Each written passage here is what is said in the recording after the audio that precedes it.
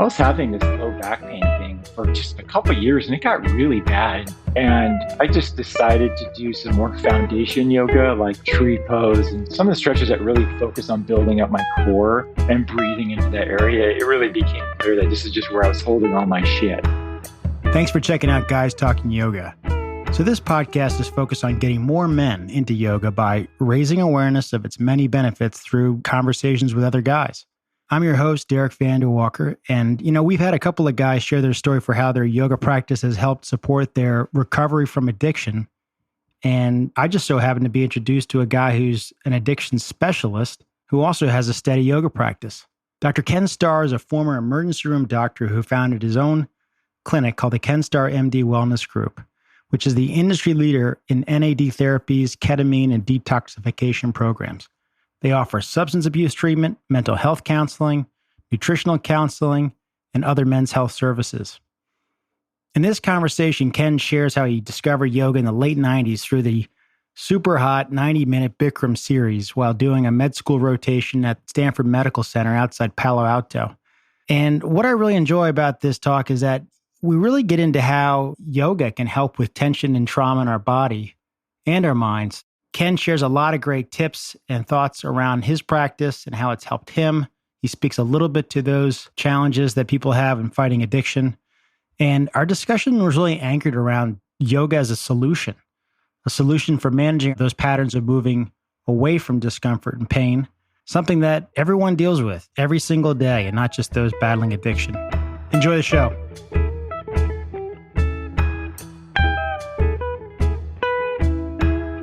Well, Dr. Ken Starr, welcome to the show and thank you for joining us. Thanks, Derek. Good morning. Hey, so a good friend of ours connected us, and I know you used to work with our friend in the emergency rooms in Oregon.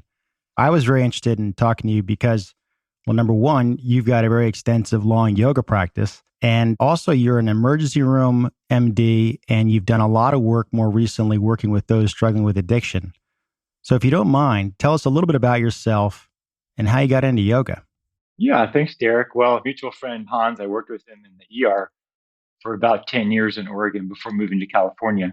So my yoga journey, I was a fourth-year medical student in Texas. I went out to Menlo Park to spend a month with my brother and do a rotation at Stanford. And my brother, Darren, who's 6 years older than me, said, "Hey, you got to come to this yoga class I've started. It's really fun. And you just got to come to this yoga class and see this teacher. It's just a great workout. She's beautiful." Okay. So, of course, I did that.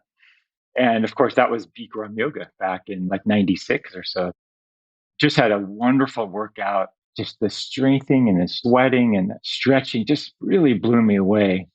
And I was really hooked from then on. And I ended up doing like 10 days in a row. And 10 days of hot yoga in a row, if you're not acclimated to that, is a life changer. Yeah, I've never done yoga 10 days in a row, so I know what you mean. So from that point on, you obviously connected with the physicality of it. Tell us a little bit more about how you started to really develop your yoga practice and what got you hooked. Yeah, so I met my wife in Bikram yoga in 1996, and she was testing me. She's like, "Well, let's stay for the next Ashtanga class." Okay. Wow. And then we went up to San Francisco and did Bikram downtown in that hot old studio on Lombard. That was just a sweat tank. And she's continued to motivate me every day. And she's got a great practice. And one of the reasons I continue to practice is to try to keep up with her. We ended up being together now for over 21 years. Wait, so you met her at a Bikram class and she said to take another class that same day right afterwards? Yeah. So I was kind of flirting with her in class and she's like, "Well, let's stay for the Ashtanga class."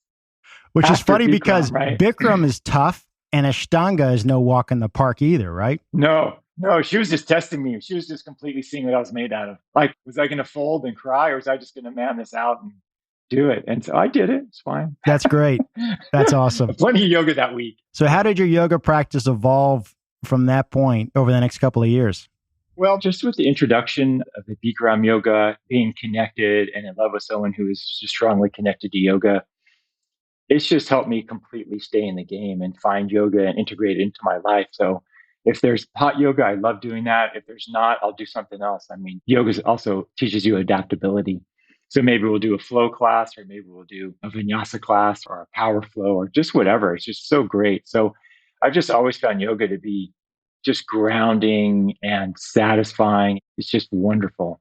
So it's just kind of kept me in the game. And I think as my career in emergency medicine got busy during the whole duration of my career, 24 years in the ER, yoga was just always a tool and a resource that I had to keep me grounded and present and mindful and connected. So adaptability, if you could speak a little bit more to that point, because I think it is definitely something that others don't really think about when they first start doing yoga. I think when they first go, it's like, well, it's going to help me with my lower back. It's going to help me get in shape. I'll lose some weight. I'll get some better sleep. But adaptability, like physically, mentally, and maybe existentially, it does a lot of that. What was your experience? Well, my experience with it is that yoga for me just helped create a presence and an awareness.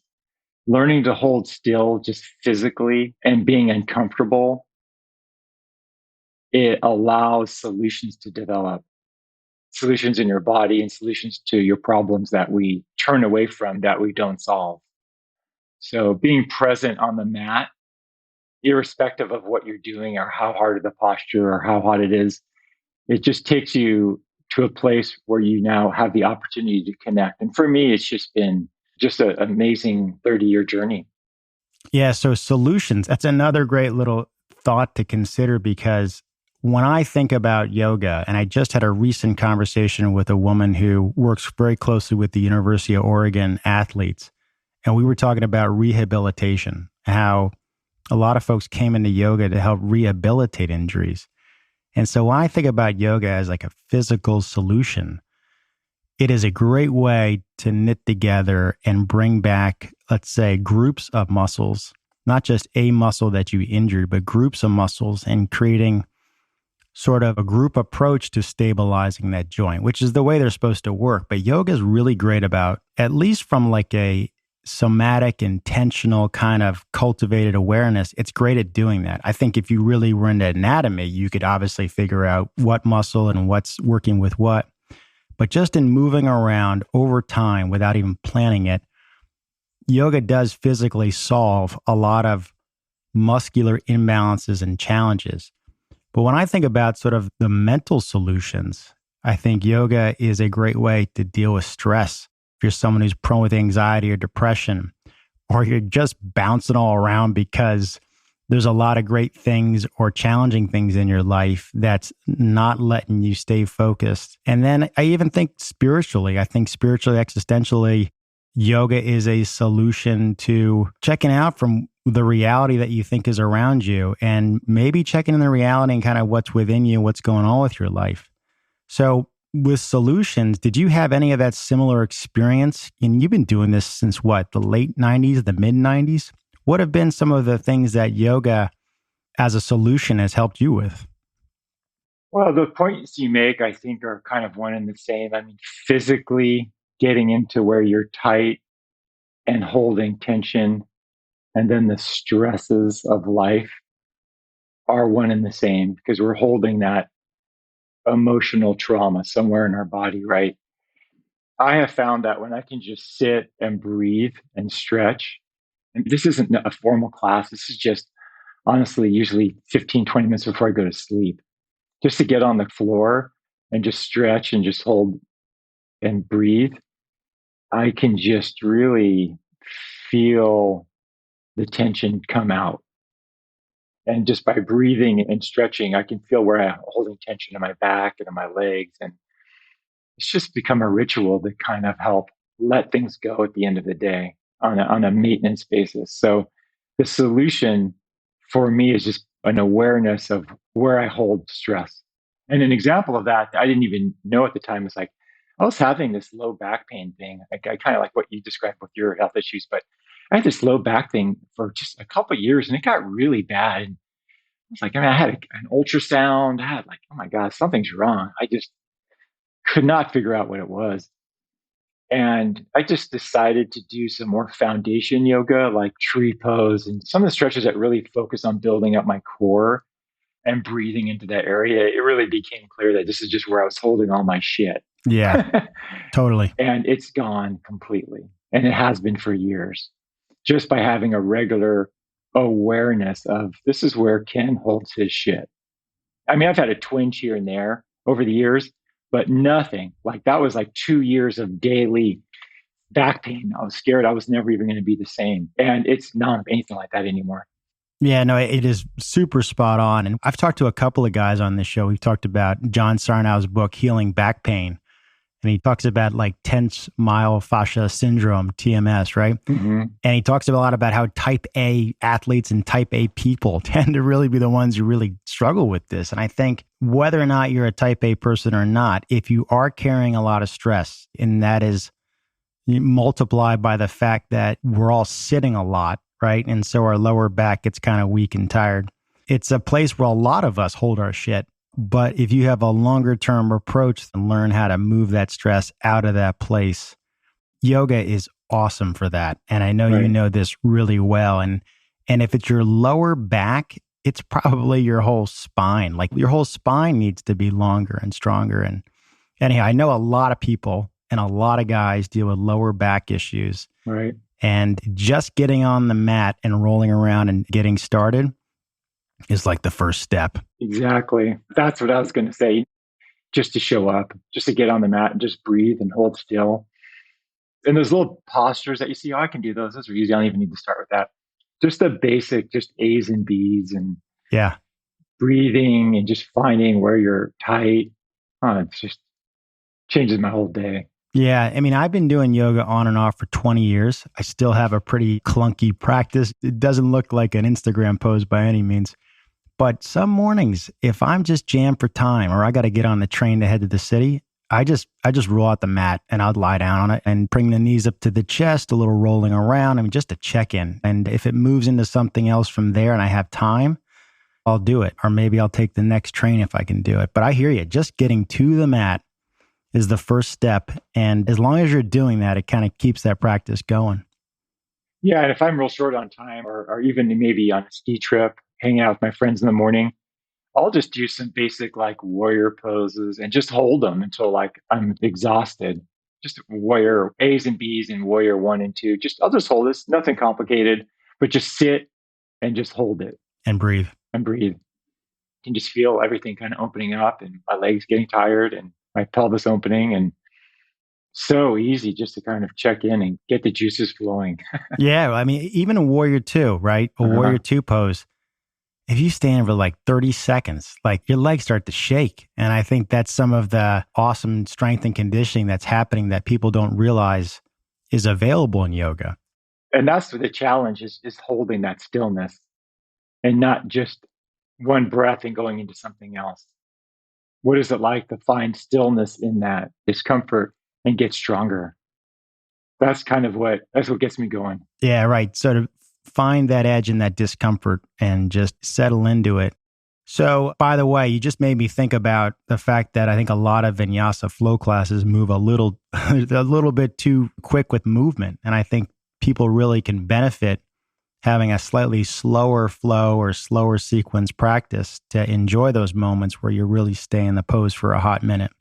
Yeah, it's good for getting you warmed up and the heat going and the juices flowing to kind of keep going from one thing to the next thing. But it's a different ball game to just hold it and just do things slower and more mindful. Absolutely. And work on the form. Because I found like when I do things more slowly and I have to hold it, I have time to dial in like, oh, wow, I really should be a lot lower. Oh, I see. Okay, I'm not going lower because I'm tense there. What happens if I just even things out a little bit and try to get into the place where this is harder? Oh, wow, that's where I need to be, because we avoid the discomfort. We want to avoid discomfort physically and mentally. That's a great way to put it. You sort of hit the nail on the head on that. Sometimes if you go into Warrior 2 or any pose, the first attempt at doing that on that particular morning or day, you maybe only go 60 or 70% or even 50, depending on what's going on. And then your next time around, maybe you're 70 to 80%. And then you widen your stance or you shorten your stance or whatever creates that different need. So I'm with you. And I think having that awareness and that knowledge that have the option to do those different things, it doesn't have to be exactly what the teacher's doing in the front of the class or what the teacher's doing on the app. You can go off the script. It's your body. Just know what you're doing and do it safe. All right. Yeah, I'm always modifying. There's things I do really well. I have real loose, open hips, and there's things I don't do real well. So we all have our Yeah, we all got our stuff. we all got our stuff. So speaking of stuff, you have been working quite closely for the last few years with those who are struggling with addiction. Can you speak to what your program is, what services you offer, and if you can you connect the dots on how something like yoga, for some folks struggling with addiction, find a great way to balance themselves? And what's the message for other folks who may not be struggling with addiction, but struggle with the same ups and downs and challenges in life that we all deal with day to day? Yeah, that's the $1 million question. Right. So I'm an addiction medicine specialist. I'm a board certified drug and alcohol doc, and my 100% of my practice now is substance abuse and detox and medication management. I've been doing that for about 10 years. And so, or one of the things I do is I run an outpatient program where we offer counseling in groups for substance abuse treatment in addition to detox and medications. And we have a real mindfulness based program. And fortunately, there are a lot of great mindfulness based recovery programs like Refuge Recovery, Dharma Recovery that are not necessarily 12-step based anymore. What we had just said a minute ago, Derek, about avoiding discomfort, even on just our own personal level in our own practice, the way we move our body avoids discomfort. So any behavior that gives a person temporary relief of pain and discomfort and brings pleasure is an addiction. And that individual will return time and time again to that. And that's not always substance abuse, although that's what I'm focused on, but it could be a process addiction, right? It could be gambling, could be an eating disorder, could be pornography. Commonly, it's a substance abuse and alcohol. As you've mentioned, we have a mutual friend who has a yoga practice and has had alcohol issues. But there's a huge connection there. So part of healing from a substance abuse addiction is becoming aware of your mind and your body and your discomfort and addressing it. For that to be a lasting recovery, you need to have a paradigm shift. In other words, if I tell patients, oh, just don't drink, wine for 2 weeks. Well, okay, that's willpower. They like drinking wine. They cannot drink for 2 weeks or not drink beer for 30 days because of whatever. But for them to not want to, because they don't want to feel like that, that's a paradigm shift that really only comes with connections and clarity and mindfulness of all the things that are missing in addiction. So by checking in and being present and becoming aware of what your shit is, that for me and a lot of others can happen in a class and on the mat in a really rewarding and gratifying and just powerful way. So when I come out of a great yoga class, I feel so good, right? Way better than I would ever feel drinking an IPA. Don't get me wrong, I love beer. I'll have a beer, but I feel so good. And what do I crave? Then I crave healthier food. Right. And then I crave a healthier experience. I crave the connections to people who we just had that great experience with. So, and then what happens is like, if I don't do yoga for a few days or I'm traveling around on the road, and then I look back, oh, wow, what did I eat today? What did I drink today? I had pizza, I had beer, right? So it's these little things that kind of add up. Whereas if I'm doing yoga, I can just tell you if I did yoga 7 days in a row, my diet is always clean just because I crave healthier things. So the connection, I think yoga can be a wonderful solution, going back to that word that you keyed in on, to help with the underlying causes of addiction and substance abuse. I've never struggled with addiction. I will say that to your point about craving healthier things, you definitely, if you do a lot of yoga, and it doesn't have to be in a 102-degree room, but if you're just using your body in that way on a regular basis, your body is processing all the toxins that come out of that movement, right? Even if it's slow, steady, intentional movement, your body's looking to flush stuff out. And so it forces you to drink a lot of water. Like on a cellular level, your body needs water to kind of move out that stuff from your lymphatic system. And you don't want a dozen hot wings and a scotch after yoga. Like your body's Right. just like, no, even if it tastes good and it's going to feel good, we don't want this. And I think that's the awesome course correcting aspect of yoga that I think offers a lot of people, men and women, to utilize. And I think to your point about what you were saying about the paradigm shift, I think there's an opportunity within yoga, not just to get your mind-body connection better established, but especially in the philosophical stuff, which I don't think is always super accessible. And I think not everyone gets into it, and others, maybe it takes some time. But just like Buddhism, this practice, the underlying deeper, older aspects of what yoga is, you learn to kind of disconnect your ego from what you want it to be and what you think it is out there in the universe. And you really just kind of let go of stuff. And I would imagine for those struggling with addiction, that paradigm shift is a lot of letting go of what you're avoiding, what you think you want. And I got to imagine that is probably a pretty powerful experience for those people. Yeah, I think letting go of expectations, that transformation can happen in practice. And for me, it has to happen in the stillness and the discomfort where I can't avoid it. Right? I have to let go of my ego when I can do what I can do. It's like I might think I'm a great cyclist until I ride with other people. Come ride with me, Ken. I'll make you feel good. Right? And then I told you the other day that I went to Boulder for a conference and did Bikram next to Isaac Garcia, who's a world-renowned, world champion yoga practitioner. And you want to lose your ego, you stand next to him and look in the mirror and see what that guy's doing. Holy shit, right? It's like, oh my God, is this guy even human? Did you bring out your chair pose? Did you show him the chair pose? I just stopped and got my camera. I'm like, hey, just hang down. I'm going to take a picture. No. Right, exactly. So the presence and awareness, learning how there's just people who have no emotional IQ. Yes. But maybe they're smart people. The presence and awareness of your environment is more real and tenable when your mind is calm. Yes. And for many people, and certainly me, that is achieved by my yoga practice. Yeah, I feel very much the same way with that. Absolutely. And that's what's the cool thing about just getting into it, even if it's just the physical stuff, and start from there. You know, maybe you don't have the deeper spiritual, existential awareness, but you might get there, and you could get there if you keep sticking at it and trying to embrace what yoga is and what it can be. And that takes some paying attention to yourself and kind of lead to other different types of yoga that is out there, because there's not one type.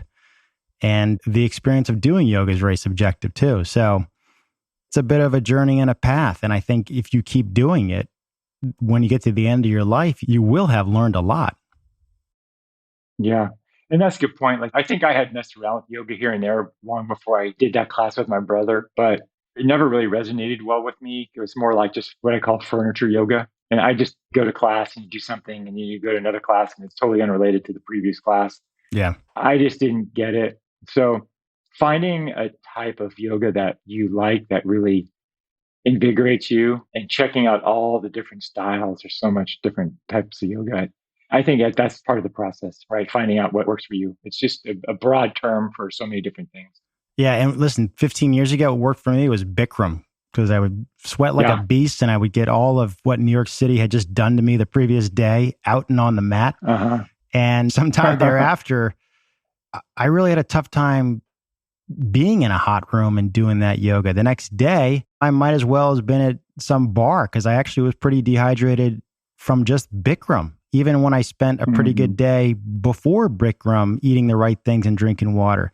So for me, my Uh-huh. practice is much different than it was 15 years ago when it was really about a hot studio doing Bikram. Now it's a way more intentional practice. Right. But it served a purpose and it created that.